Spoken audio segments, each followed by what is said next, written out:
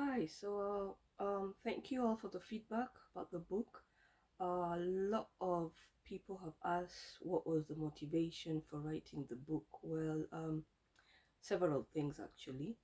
One, I have a daughter who's now looking to go into pediatric nursing, and throughout her life, I've had to teach her how to be a woman, black Muslim woman, what to do, what not to do, how to deal with all of that.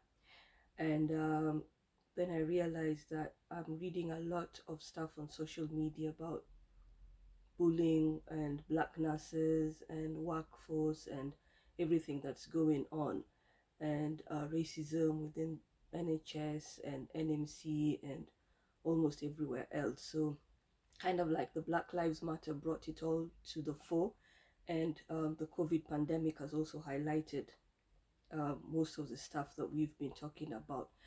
I was talking to a friend about all of this, and I was thinking, oh, telling her, well, I thought all this had changed because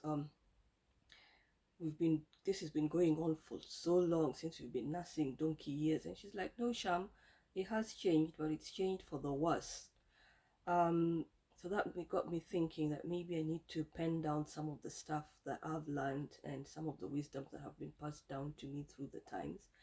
And also, it was a way of kind of helping my daughter try and navigate her work life when she starts into the working for the NHS. Even though she tells me that, Mom, all those things wouldn't happen to us now. I guess the thing about things having not changed or changed for the worse is probably the power of social media. We are now able to read people's stories in real time and get to know what's happening in real time. Whereas before, you didn't know what a nurse in Sheffield or Blackburn or London or the West Midlands was going through, or what was happening in those NHS trusts around the country, because there was no linkage. There was no way you could hear somebody else's story. The only way we got to know what was happening was via the NMC website, or when you got to be saw it on like Nursing Times or Nursing Standard about so and so being struck off fitness for practice and all of that. So thanks. I guess one of the positive stuff is that social media has brought is that we can now collate all of these stories, and they're all in real time, so we know what's happening. And another good thing is that people don't feel alone, that they're going through this alone. At least they can see that, unfortunate as it is, there are other black nurses out there who have actually gone through this or are going through this, and they support out there.